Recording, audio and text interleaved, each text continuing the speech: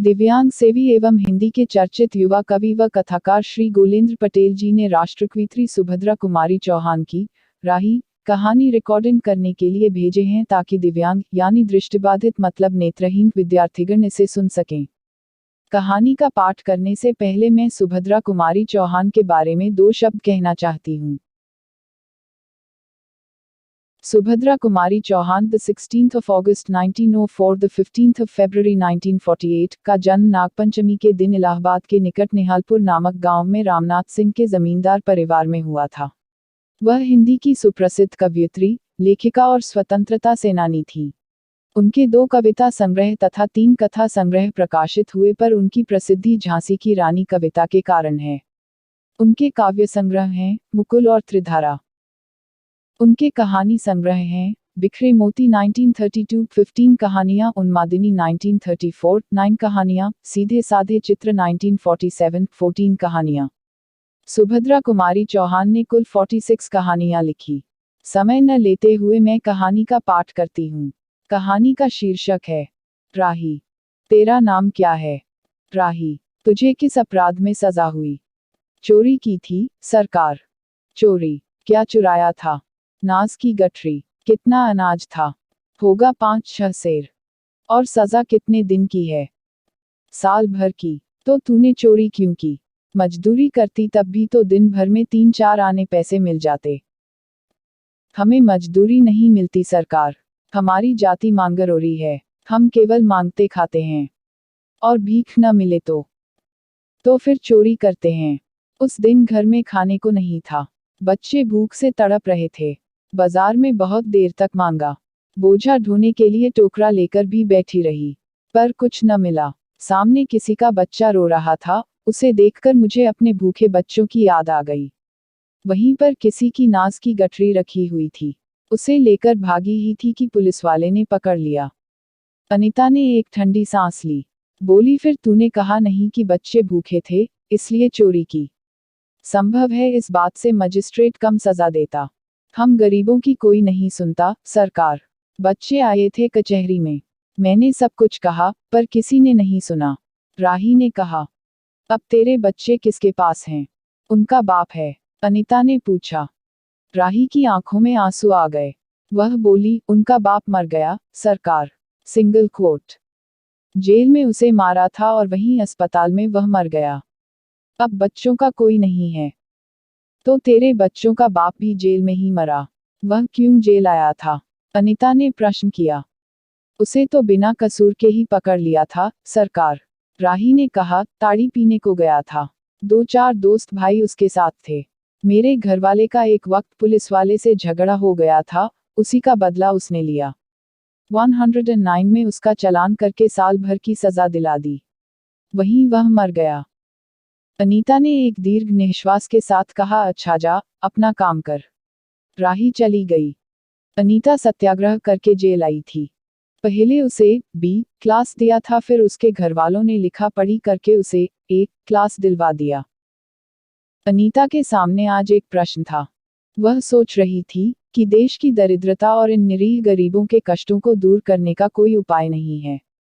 हम सभी परमात्मा की संतान हैं, एक ही देश के निवासी। कम से कम हम सबको खाने पहनने का समान अधिकार तो है ही। फिर यह क्या बात है कि कुछ लोग तो बहुत आराम से रहते हैं और कुछ लोग पेट के अन्न के लिए चोरी करते हैं। उसके बाद विचारक की अदूरदर्शिता के कारण या सरकारी वकील के चातुर्यपूर्ण जिरह के कारण छोटे छोटे बच्चों की माताएं जेल भेज दी जाती हैं। उनके बच्चे भूखों मरने के लिए छोड़ दिए जाते हैं। एक और तो यह कैदी है जो जेल आकर सचमुच जेल जीवन के कष्ट उठाती है, और दूसरी ओर हैं हम लोग जो अपनी देशभक्ति और त्याग का ढिंढोरा पीटते हुए जेल आते हैं।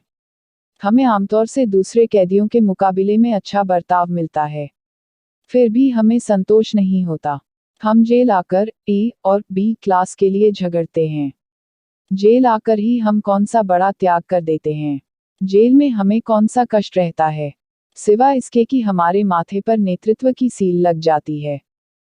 हम बड़े अभिमान से कहते हैं, यह हमारी 4थी जेल यात्रा है, यह हमारी 5वीं जेल यात्रा है।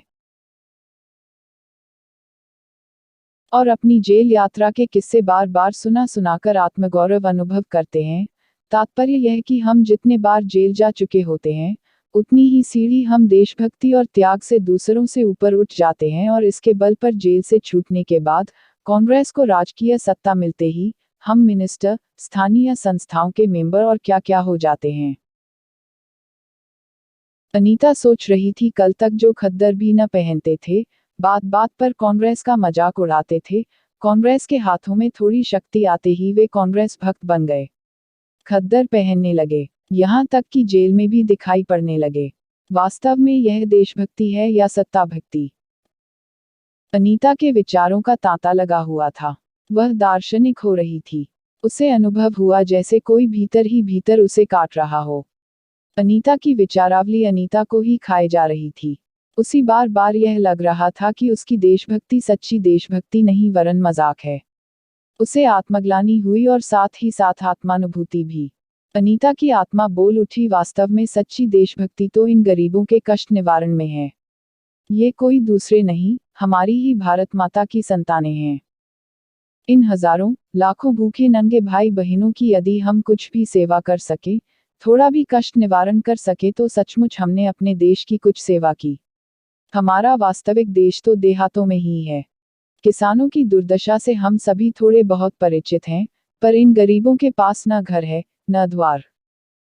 अशिक्षा और अज्ञान का इतना गहरा पर्दा इनकी आंखों पर है कि होश संभालते ही माता पुत्री को और सास बहू को चोरी की शिक्षा देती है, और उनका यह विश्वास है कि चोरी करना और भीख मांगना ही उनका काम है।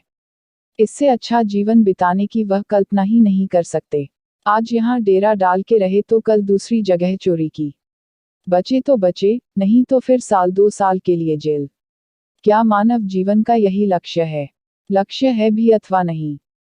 यदि नहीं है तो विचारादर्श की उच्च सतह पर टिके हुए हमारे जन नायकों और युग पुरुषों की हमें क्या आवश्यकता? इतिहास, धर्म, दर्शन, ज्ञान, विज्ञान का कोई अर्थ नहीं होता। पर जीवन का लक्ष्य है, अवश्य है। संसार की मृगमरीचिका में हम लक्ष्य को भूल जाते हैं। सतह के ऊपर तक पहुंच पाने वाली कुछ एक महान आत्माओं को छोड़कर सारा जन समुदाय संसार में अपने को खोया हुआ पाता है। कर्तव्य का उसे ध्यान नहीं, सत्यासत्य की समझ नहीं, अन्यथा मानवीयता से बढ़कर कौन सा मानव धर्म है? पतित मानवता को जीवन दान देने की अपेक्षा भी कोई महत्तर पुण्य है? राही जैसी भोली भाली किंतु गुमराह आत्माओं के कल्याण की साधना जीवन की साधना होनी चाहिए। सत्याग्रही की यह प्रथम प्रतिज्ञा क्यों न हो? देशभक्ति का यही मापदंड क्यों न बने? अनीता दिन भर इन्हीं विचारों में डूबी रही। शाम को भी वह इसी प्रकार कुछ सोचते सोचते सो गई। रात में उसने सपना देखा कि जेल से छुटकर वह इन्हीं मांगरोरी लोगों के गांव में पहुंच गई है। वहां उसने एक छोटा सा आश्रम खोल दिया है।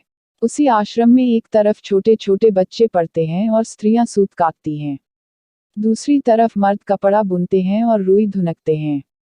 शाम को रोज उन्हें धार्मिक पुस्तकें पढ़कर सुनाई जाती हैं और देश में कहाँ क्या हो रहा है, यह सरल भाषा में समझाया जाता है।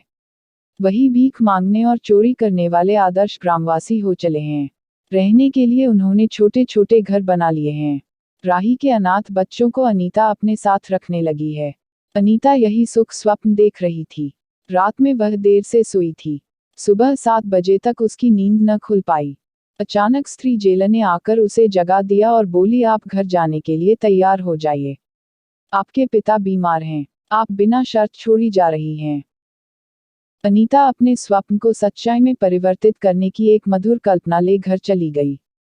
धन्यवाद।